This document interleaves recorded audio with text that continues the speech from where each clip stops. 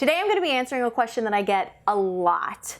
How do you tell the difference between your ego voice and your soul's voice? I'm going to give you a couple tips that will be quite profound. Keep watching. This is your life, no one else has gotta live it. This is your fight that only you can win. Hello everyone and welcome to Freedom Friday, where you learn how to free yourself and live your dreams. I'm Darienne, your certified spiritual rock star. And if you are new here and you would like to get videos just like this one, be sure to subscribe to this channel and hit that bell for notifications. Otherwise, you'll never know when I post a new video, which is every single week. Okay, so again, this is a question that I get so often. I think everybody wants to know, everybody that starts on a spiritual path really wants to know, what voice is the voice of my soul? What voice is my intuition? And which one is my ego? How do I tell the difference? How do I tell the difference between just like mental chatter and something that's actually something I should do? Like, for instance, if you get this voice that says, yeah, you really shouldn't go down that road, you really shouldn't date that guy, or you really shouldn't take that job, is that your ego voice, or is it your soul trying to get you to avoid something that you know you shouldn't do? Or whatever. So here's a few tips. Now, the first thing I want to mention is definitely getting to know yourself, right? Quieting your mind will help you if you have a daily practice of meditation. Quieting your mind every day is going to help you differentiate the voice within you. Of course, it's going to be different for each of us, right? Source and our intuition works a little bit differently for all of us. And how we interpret source and how we interpret the source within us, it's going to work a little bit differently for all of us. So I really would urge you to get to know yourself more than anything. And you really get to know yourself by quieting your mind and understanding that when you quiet your mind, there's a quiet, sort of a silent voice within you. It's the silent understanding. And when you become accustomed to that voice, it will start to be louder than the mental chatter, right? So you won't have that mental chatter. But if you're just kind of like, maybe you're not sitting in meditation, maybe you don't have the ability to meditate, and you just kind of have your minds all over the place. Here's a few tips. I'm going to give you two very distinct tips for how to differentiate those two voices. So for one, the ego believes in separation and the soul knows oneness. So whatever the voice is that's speaking to you, ask yourself, is this coming from a perception of separation from others, from the world, like us against them, me against you, just any form of separation? Or is it coming from a sense of oneness? Now, perfect example is I just recently had a client ask me this question. She was getting this urge and realized that one of her deep core desires is to really help the world. She loves making people happy. She loves bringing joy and peace and love to the world. But she asked, I'm a little bit worried that maybe that's an ego thing, because, you know, anyone that's self-aware, which I think is so beautiful of my client to have had this discovery for herself, but you know, when you're self-aware, you understand that even in helping others, there can be ego in that, right? So a lot of empaths, we love helping others, but there's this thing called codependency, and there's this need to be needed, and that is of the ego, right? But then there's also this part of us that is all about oneness. It understands that when I bring joy to others, I bring joy to myself, because we're all connected. So that's what I asked her. Is it a matter of, when I give you this, I will get more?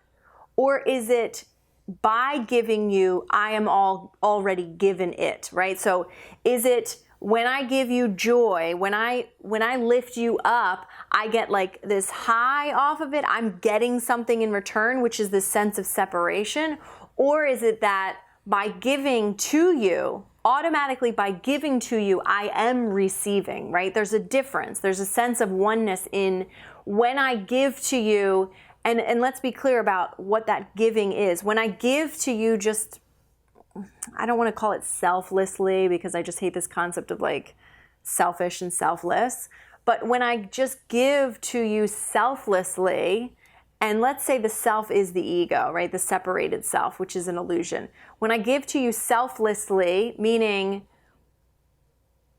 the self that is all one is really the part of you that I'm giving to myself as well. Does that make any sense what I just said?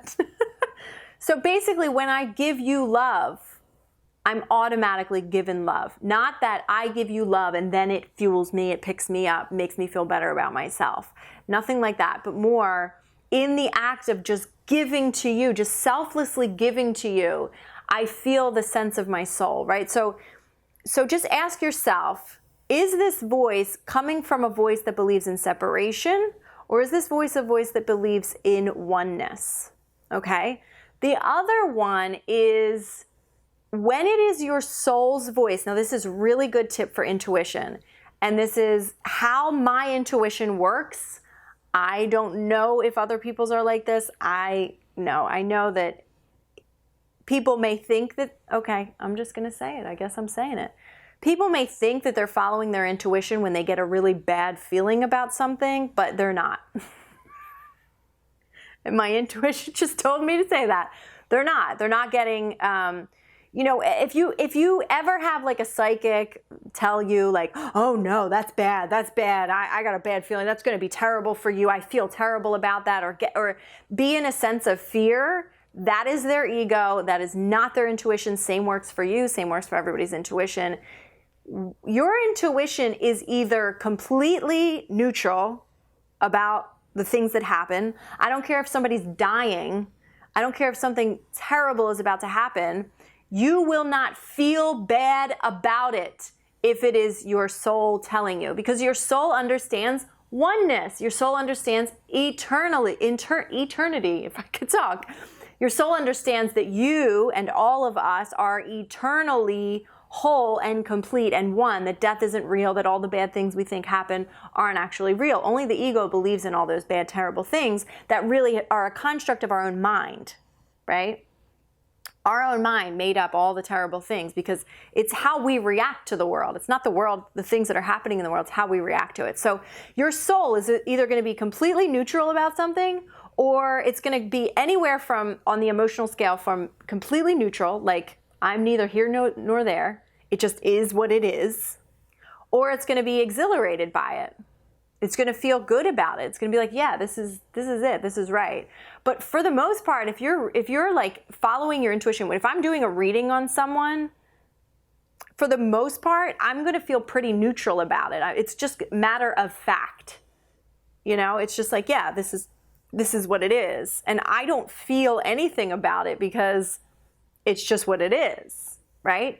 Now, my ego could get in the way, which happens very often. And I know that once my ego gets in the way, once I start feeling fear about what I'm thinking about or what I'm looking at, I know that now I have clouded up my perception with the ego. The fear goggles is what I call it. You've put on your fear goggles and you're not really seeing the true neutral thing that's happening, right? So everything that happens in the world, it's neutral. It just is.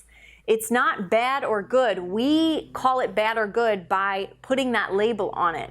And the ego is going to label it bad. And the soul is really going to, honestly, the ego is going to label it bad or good. And the soul is going to be, no, it just is what it is, right? So that's it. That's my tip. I think that they're pretty profound tips. And when you really start to ask yourself, okay, does this spark fear in me? And is this coming from a place of separation, meaning us against them, me against you, kind of a thing? Or is it neutral? Is it just is what it is? Or does it make me feel actually like filled up in my soul? And is this coming from a concept of oneness? So, of course, this isn't like the end-all be-all when it comes to listening to your internal voice. Again, I said it's going to be different for all of you, but your soul is not going to spark fear within you. Your soul's just not going to do that because your soul doesn't feel fear like that. Your soul doesn't feel fear, period. Your soul doesn't even there's nothing to fear. Your soul understands its wholeness, its completeness, its wellness, its goodness, its trust, its ability to trust, its eternal life. Your soul understands that. So if you come from that knowing, if your soul has that knowing, then there's really nothing to fear, right? And so again, I'm going to say one more thing. When it comes to following your intuition, I've said this in other videos. I think the video called What's Blocking Your Intuition. When you lie in absolute certainty, when you emanate with absolute certainty, you emanate with God, because God understands. God lies in absolute certainty, right? There's a difference. A Course in Miracles will say there's a difference between knowledge and perception. Perception is of the ego. Knowledge is of the soul. It's like the part of you that knows God, versus the part of you that follows a religion and uses this particular way to talk to this God that you really created with your mind. You know, there's a part of you that knows God beyond the word God, beyond words, beyond all perception. So there's a part of you that has deep knowledge, the knowingness within you. That is the soul voice. The soul voice is the knowingness within you. And then there's a part of you that thinks, that believes, that is kind of like, maybe this is what I've been convinced of. This is what I perceive to be true. That's all ego. It's just the filtration system through which you're seeing the world through this perception. It's really all ego. All right? So there it is. By the way, if you are watching this on Friday the 13th, which it is today, that I'm going to be posting this, in July, if you are in the Philadelphia area and you're watching this before, I think 7 p.m. is the show, I'm actually going to be performing for the first time in probably years, to be honest. I'm going to be opening up for my very good friend Danielle Mercurio's comedy show. Her show is entitled, Does This Make Me Look Spiritual? And so I'm going to be doing a short little set opening up for her. She is hilarious. Of course, I am awesome, so you should come see me if you're in the Philadelphia area. I will put the link to purchase the tickets down below. I believe the tickets are like $15, so come check me out. I would love, love, love to see you guys if you are in the Philly area. Oh my God, I would love to do like a little meet and greet, and please come up and tell me that you are one of my YouTubers, my YouTube followers, and I would absolutely adore seeing you. It was just kind of a short, she just asked me last week. So I'm just telling people like today about it. But it's gonna be a lot of fun, and you should definitely come out. It is at a place called Latage in Queens Village in Philadelphia. So the Queens Village area. And that is it. All right, guys, I hope you enjoyed this video. Be sure to give it a thumbs up, and I will see you next week. Bye, guys.